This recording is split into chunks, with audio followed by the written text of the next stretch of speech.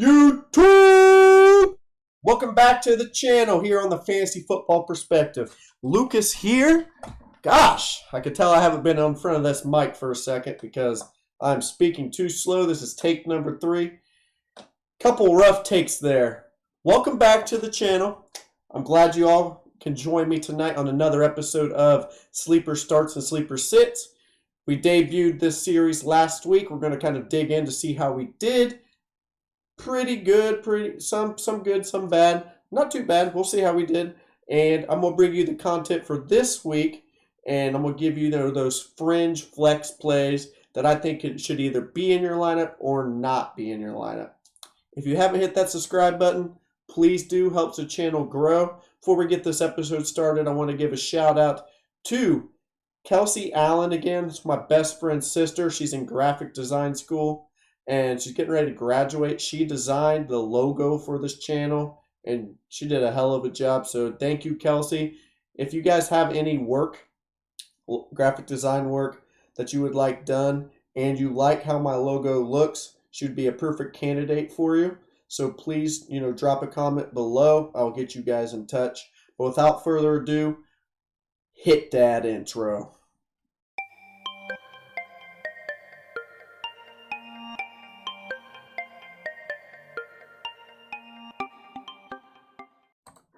All right, YouTube, let's dig in. Again, this is Sleeper Starts, Sleeper Sits going into week 3 of the NFL season, trying to help you get those fringe flex plays right. Are you going to start these players or are you going to sit those players? But before we dig into this week, let's kind of recap what I said last week. And I'm going to be transparent with you. Was I right? Was I wrong? If you guys tuned in last week, I had 3 golden rules that I'm kind of going to stick to. These golden rules aren't always going to be correct, but I think it does raise your chances of kind of making the right choice when you're setting their lineups. If you don't remember, golden rule number 1 was I am not going to start big bruiser running backs against the Tampa Bay Buccaneers. This held true this week. I said if you have the ability, sit Mike Davis because Tampa Bay's front 7 is so incredibly good. And Mike Davis went 9 for 38. He did actually pitch in 7 catches, which was nice to see. So he didn't kill you if he was in your lineup. But if he didn't get those catches, that 9 for 38 might have put a little dent in your lineup. So Mike Davis was my sit, and we're going to move on. I also said that a sit of the week was Corey Davis versus the Patriots because the Patriots make life a living hell on rookie QBs, and it proved right again. I saw at one point during the game, Zach Wilson was 2 for 5 with 3 interceptions, and they made it look horrible. And I just thought the flow of the offense was just not going to be there, and Corey Davis went 2 for 8. I love Corey Davis this year, but I just knew this game just didn't seem like the best chance for him to do anything because I knew the Patriots have the ability to confuse those rookies. My golden rule number 2 was I wasn't going to start wide receivers versus Jalen Ramsey. I was trying to search the advanced analytics to see how much Jalen Ramsey actually lined up against Michael Pittman Jr., and I was unable to find the percentage yet because it's not uploaded. And I used some advanced analytics site. Sorry, I'm brain farting right now. It's just not up yet. They have the week 1 stats. But if Michael Pittman Jr. was getting guarded by Jalen Ramsey all these and he went 8 for 123, that's my bad, guys. I mean, I'm just going to take my chances with these fringe players. I think other people had a higher likelihood to boom. But 8 for 123, nice job, Michael Pittman Jr. I don't know how much that was on Jalen Ramsey, but if that was all on Jalen Ramsey, that is a superb game, and you proved me wrong, so nice job. I'm not going to touch base too much on my 3rd golden rule, but that was I am not going to start receivers going against Jair Alexander and the Green Bay Packers either if I have the ability to. I had to look up to see if they had Cephas score a touchdown. Detroit did last night, and it was not on Jair Alexander. So he pretty much did his job on the people he was guarding. So hit there, but most people weren't going to start Detroit wide receivers this week. Anyway, I would say my unfortunate big miss of the week was me telling you guys to play Dallas Goedert and Miles Sanders. I absolutely love them this week because the San Francisco 49ers the week previous gave up 8 catches to TJ Hawkinson, 8 catches to DeAndre Swift, and 8 catches to Jamal Williams. Well, I don't know if the Philadelphia Eagles just got, a boosted offense in my head going against the Falcons the week before, but they just did not look good the whole game. They were slow offensively. I mean, they just did not look good. I mean, they tried to make a late comeback, but it was hard. I mean, you look down here in the receiving, no receiver had more than 2 catches. That's just a rough week altogether. Offensive production like this is what scares me with Jalen Hurts, especially for the receiving department. But I really like their matchup this week just because the week previous the 49ers did so well. So that's a big miss. One more hit I had as well. Not too much of a surprise hit. I was going to sit Saquon Barkley last week if I had the ability to. I actually did. I have him in 3 leagues, and I sat him, and he scored like 8 points, fantasy points. It was actually nice and refreshing, though, to see him break off that 40-yard run. So I think he's, slowly sneaking back to his old self. It just takes a minute from ACL tears, and he'll slowly gear back in. So that recaps last week. Obviously, I'm not going to hit everything every single week. I'm curious to see how many of those receptions Michael Pittman Jr. had were on Jalen Ramsey. So more information to come maybe. But yeah, without further ado, let's dig into this week. So, this week I'm going to start with my sleeper starts of the week, and we'll give you reasons why I think this. And my first sleeper start of the week is no other than the man who exploded last week, Rondale Moore, for the Arizona Cardinals, going up against Jacksonville Jaguars this week.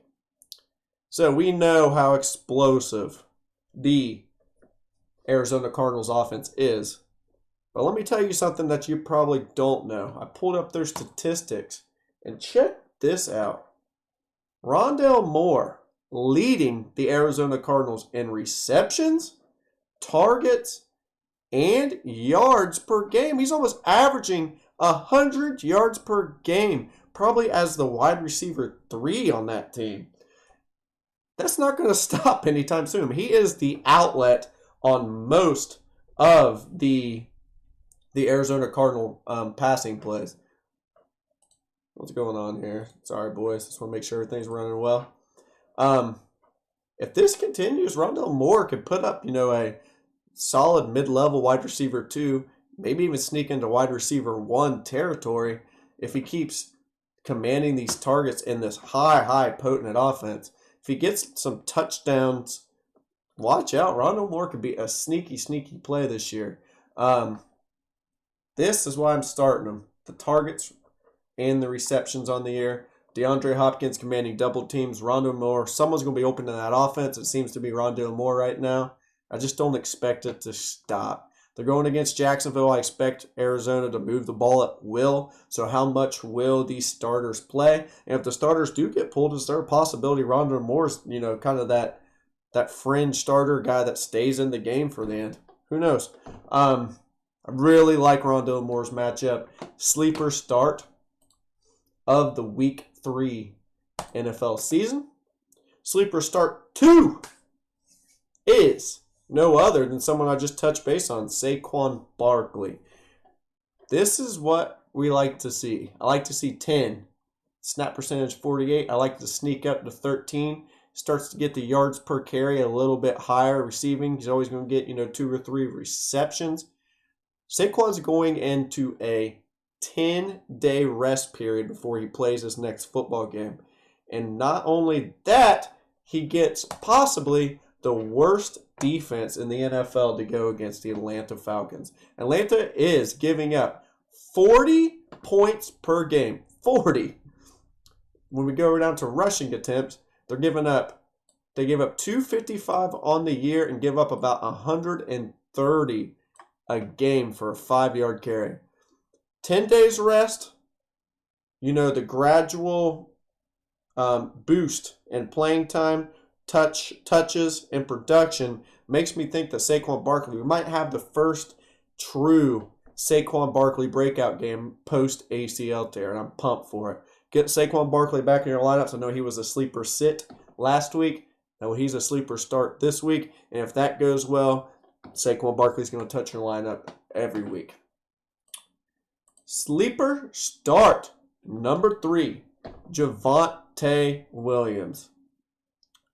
This is the week, guys. Javonte Williams is going to take over the backfield. He has had more yards per carry than Melvin Gordon, and Melvin Gordon's stats are very, very skewed. This 11 attempts for 101 and 9.81 or 18 yards per carry is such an outlier. He broke off that 70-yard touchdown run against the Giants in week 1. If you take that 70-yard touchdown run out, he had 10 for 31 yards and sitting around 3 yards a carry, which is much closer to what he's truly been this year.